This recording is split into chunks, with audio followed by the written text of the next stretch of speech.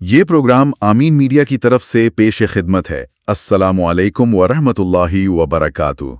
रूह का सफ़र, एक पीर और मुरीद की वो बातें जो जिंदगी बदल दें।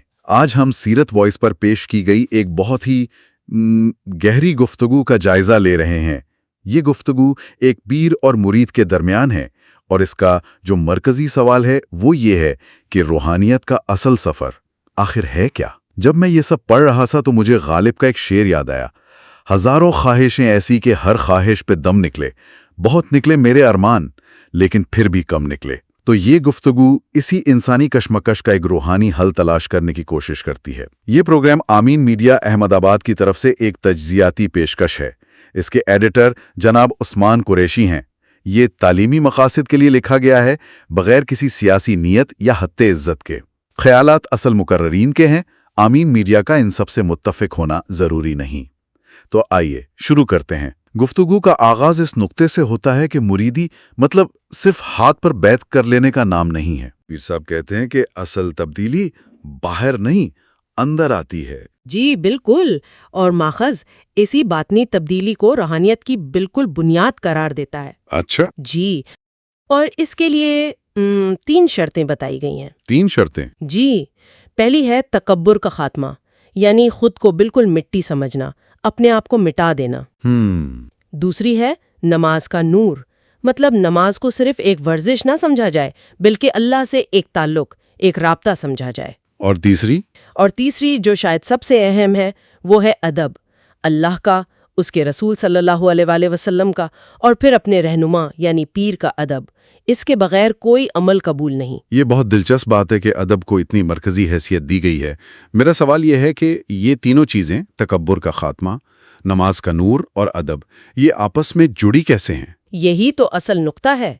देखें, माखज के मुताबिक ये लाजिम व मलजूम है। अच्छा, अगर दिल में जरा भी तकब्बुर है तो अदब सिर्फ एक दिखावा बनकर रह जाता है ना। सही। और अगर सच्चा अदब नहीं तो नमाज में वो कैफियत, वो नूर पैदा ही नहीं हो सकता जो अल्लाह से ताल्लुक को मजबूत करे।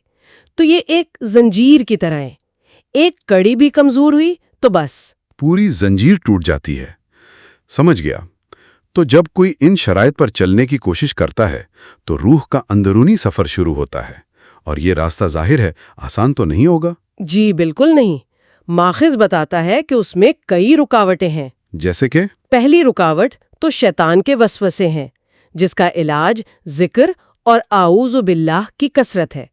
लेकिन दूसरी रुकावट जो नफ्स की ख्वाहिशात हैं वो ज्यादा पेचीदा हैं, क्योंकि वो अंदर से आती हैं। शैतान तो एक बैरूनी दुश्मन है, नफ्स तो अपना ही हिस्सा है। बिल्कुल, ये लड़ाई ज्यादा मुश्किल है। और आजकल तो ये ख्वाहिशात सिर्फ खाने पीने तक महदूद नहीं है। मेरा ख्याल है सोशल मीडिया पर वैलिडेशन की भूख, स्टेटस का दिखावा, ये सब भी तो नफ्सी का हिस्सा है। आपने बिल्कुल सही कहा। और माखिज इसका हल रोज़ा और सब्र बताता है। रोज़ा सिर्फ भूखा रहना नहीं बल्कि उन तमाम ख्वाहिशात से खुद को रोकने का नाम है। और तीसरी रुकावट?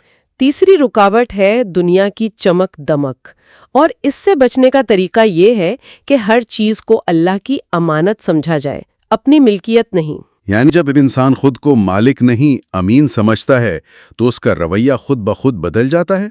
जी, ये सब बातें यानी नजरियाती तौर पर बहुत अच्छी लगती हैं, लेकिन जब कोई अमली कदम उठाना चाहता है तो ठोकर खा जाता है। हर तरफ दावेदार हैं। तो असल और नकल में फर्क कैसे किया जाए? ये एक बहुत ही अहम और अमली सवाल है, और माखिज में इसका जवाब भी दिया गया है।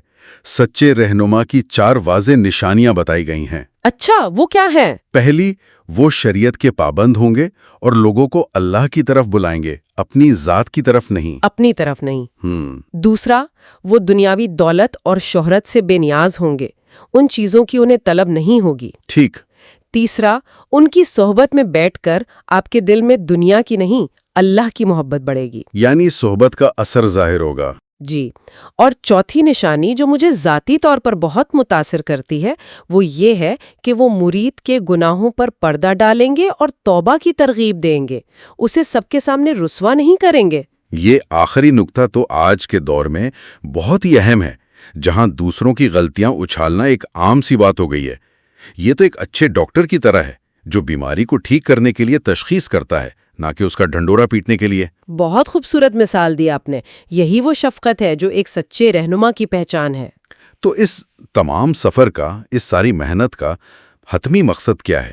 آخر میں حاصل کیا ہوتا ہے؟ مقصد صرف ایک ہے، اللہ اور اس کے رسول صلی اللہ علیہ وآلہ وسلم کی سچی محبت کا حصول۔ اور یہ محبت کیا یہ صرف عبادات تک محدود ہے؟ نہیں، بالکل نہیں۔ اس کا عملی اظہار اللہ کی مخلوق کی خدمت میں ہوتا ہے۔ والدین، رشتہ دار اور ضرورت مند، ان کے حقوق ادا کرنا اسی الہی محبت کا سب سے بڑا ثبوت ہے۔ تو خلاصہ یہ ہوا کہ حقیقی روحانیت خود کو مٹانے، اللہ کی محبت کو اپنانے اور پھر اسی محبت کی روشنی میں اس کی مخلوق کی خدمت کرنے کا نام ہے۔ جی، یہ کوئی خانقاہ میں بیٹھنے کا نام نہیں، بلکہ معاشرے میں رہ کر ایک مثبت کردار ادا کرنے کا سفر ہے۔